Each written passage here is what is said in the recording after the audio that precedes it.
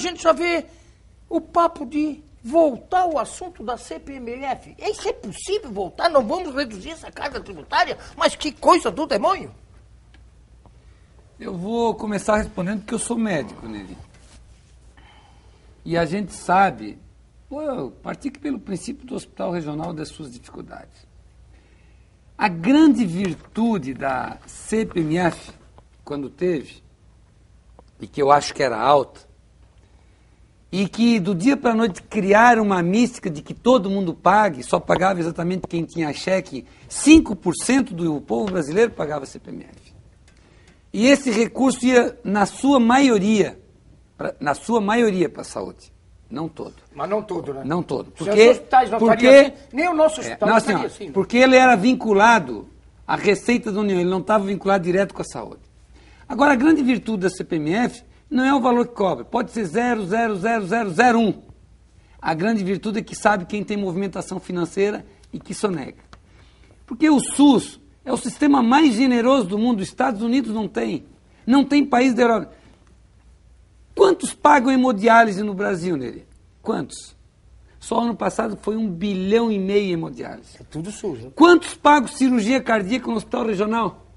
É tudo SUS. Tudo SUS. O maior programa de distribuição de medicamentos de AIDS no mundo?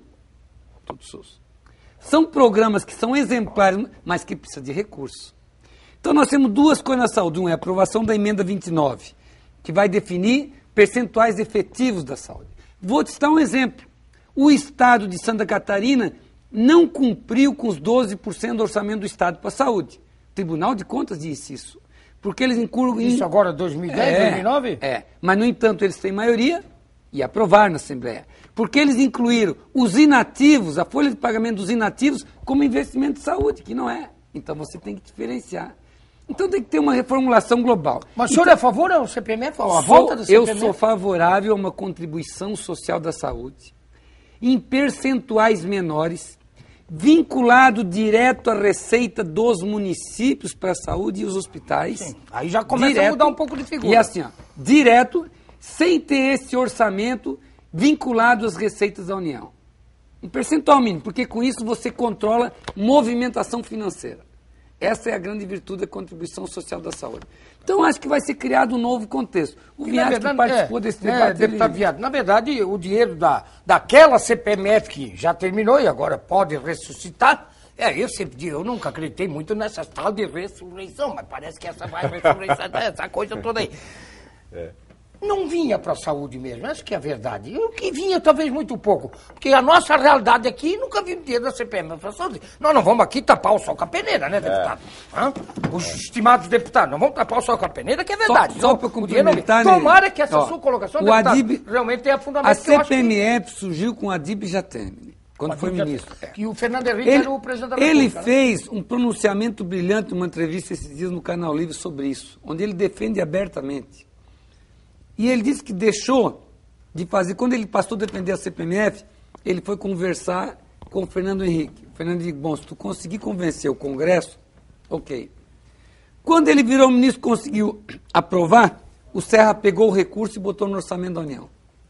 E tirou esse recurso da mão dele para trabalhar. Foi aí que ele pediu demissão do Ministério. Ô Neri, sabe o que eu estava olhando antes de falar? Essa catuaba aqui, aquela que o Artenis, Werner toma, aquela? Essa aí? Estávamos lá quarta-feira. O Artenis. Agora descobri o segredo do Artenis, Werner. A catuaba aqui. E é feita em Taió, né? É feito em Taió.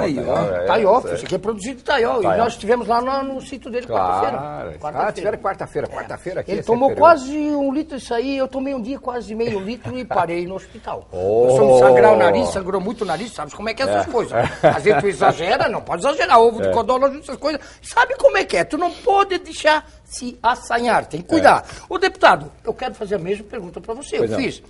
Você é a favor da volta da CBF nos mesmos modos do doutor Gilson ou você tem outra opinião? Deixa eu dizer, não, a opinião é livre. Eu acho que a Dilma constatou esse dia, ela não disse que estava defendendo a volta da CPMF. Quando a imprensa pediu para ela, tem governadores defendendo. E os governadores se reuniram logo em seguida. Tem governador até do PSDB, de Minas, está defendendo. Isso, está defendendo.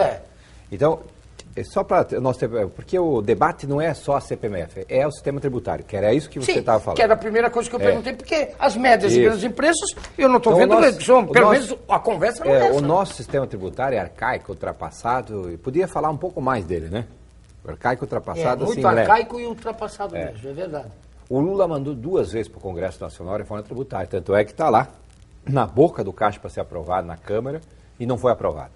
Deixa eu dizer algumas coisas que o cidadão em casa que está aí não conhece. Primeiro, em 88, a Constituição de 88 fizeram um belo trabalho, só que eles cometeram alguns erros também. Não foram todos eles perfeitos. Não foram perfeitos. Não é? Certo? Qual é um dos erros? Eles constitucionalizaram o sistema tributário. Hoje, para fazer uma mudança no sistema tributário nacional, precisa de 308 deputados. Tu acha que vai encontrar 308 deputados que concordem com a mesma proposta? É difícil. É isso. É difícil. Então é o seguinte, quando o Lula mandou a reforma agora, a reforma possível chamada, nesse início de mandato, foi entregue lá, foi entregue com 26 governadores, só um se esquivou daí. 26 governadores dizendo nós queremos, não é? Daí como é que começa a andar a reforma tributária? Não, São Paulo vai perder, o outro vai perder um pouco, o outro não sei o que lá, eles começam a tirar o corpo aí fora. Aí fica engavetado, é isso. Acaba ficando engavetado. Então imagina o seguinte, São Paulo tem 71 deputados federais dos 513. Minas tem 52 dos 513. Nós temos 40, não, nós temos 16. Não, 16. E nós achamos que somos grandes, não é? Rio Grande do Sul tem 31, Paraná tem 30. Então, quando pega Minas e São Paulo juntos, já freia a reforma tributária. E daí não tem partido, muitas vezes, porque vai defender o seu Estado. E pior, quando tu diz o seguinte, tem que unificar o ICMS, tem que unificar. Hoje, cada Estado tem uma legislação sobre ICMS. Os 27 Estados são 27 legislações diferentes. E lá onde eu moro, que é Chapecó, é engraçado, porque nós atravessamos o Estado, dá 110 quilômetros, entre São Lourenço e Chapecó, que é a divisa, São Lourenço lá no norte, do oeste, né? E o noroeste, e Chapecó mais no sul, divisa do Uruguai. Dá 110 quilômetros, não é? Daí tu vai a Pato Branco e Nonoai, do outro lado, Pato Branco no Paraná, tem escritório lá de Chapecó, das empresas de Chapecó, e Nonoai também, para carimbar nota, por causa da disputa, é muito apertada a disputa ali, e o estreito ali, no processo tributário, porque senão as empresas não vivem, não é? Porque tem ICMS diferente do Rio Grande do Sul, tem ICMS diferente do Paraná.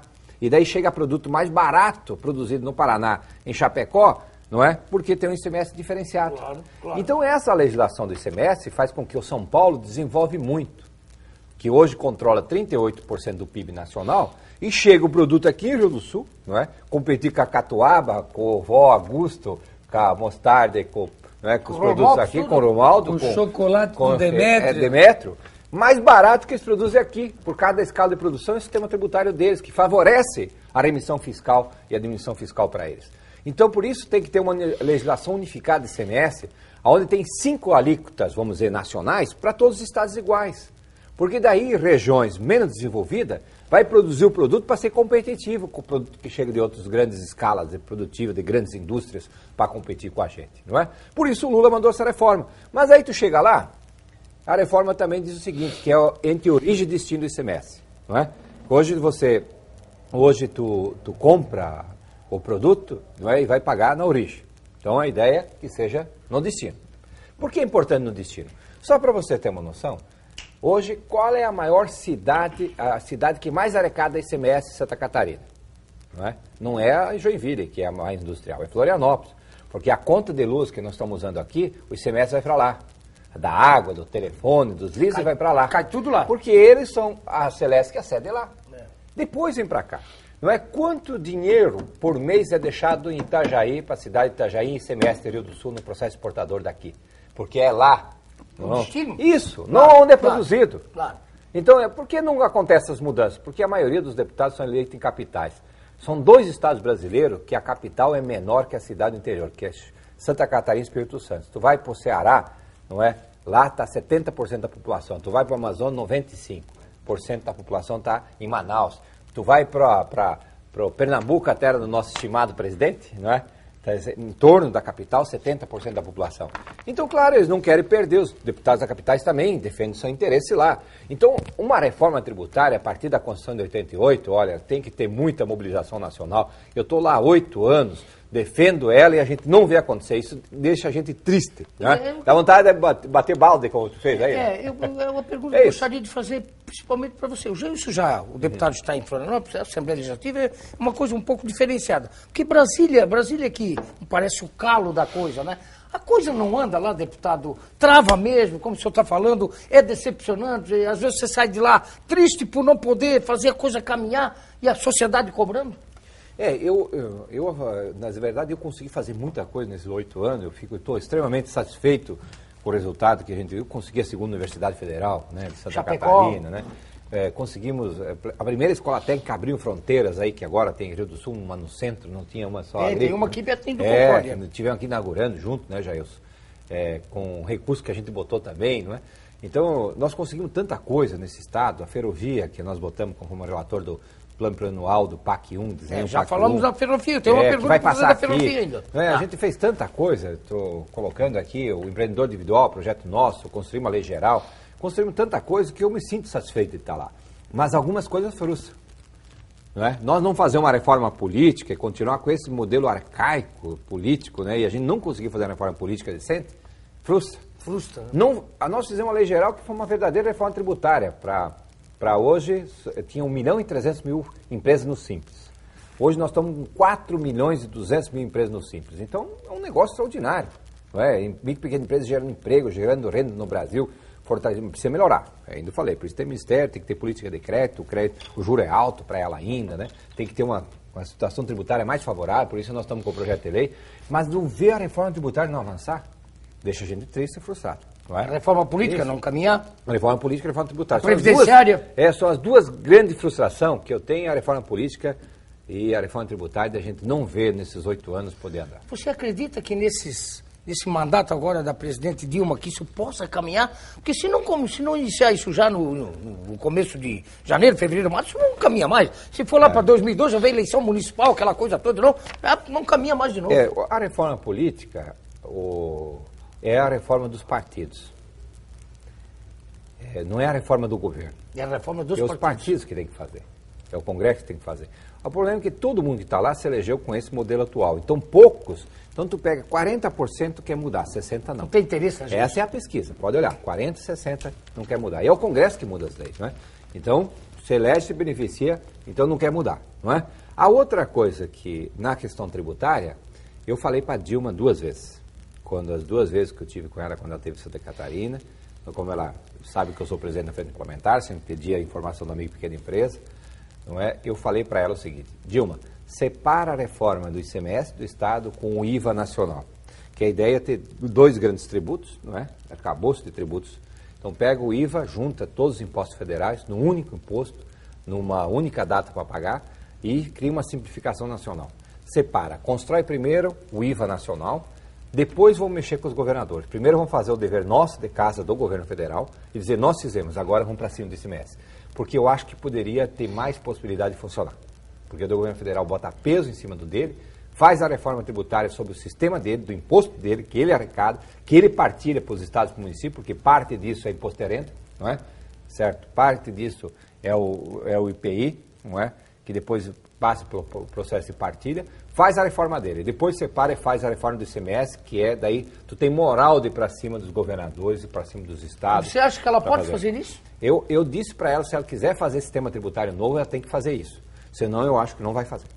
Bom, se ela não quiser fazer, ela manda tudo como está hoje, que não vai funcionar. Ninguém vai aprovar. Porque cada um tem uma reforma da cabeça dele naquele Congresso. Nós temos que ir ao nosso intervalo. Você não me respondeu se você é a favor ou a favor da CPMF. Não, nós estamos fazendo publicidade para Catuaba. Quem mais aí? A água da serra? Só para encerrar. Daqui a pouco vamos cobrar cachê aqui. Para encerrar, que eu sou obrigado ao intervalo. Você é a favor da volta da CPMF ou não? Eu acho que a CPMF... Você não respondeu. Daí eu precisaria mais uns 2 minutos. Pode ser depois do intervalo? Pode ser depois do intervalo. Nós vamos ao intervalo, voltamos já com o deputado Cláudio Vinhete, deputado Jailson Lima da Silva, programa Neto ao vivo, estamos na boca do povo, no Bar da Boca, para toda a região do Vale do Itajaí, para o Planalto Serrano Tarsílio Costa, ao vivo, aqui no centro do Sul, Rede Beleza Televisão. Voltamos já.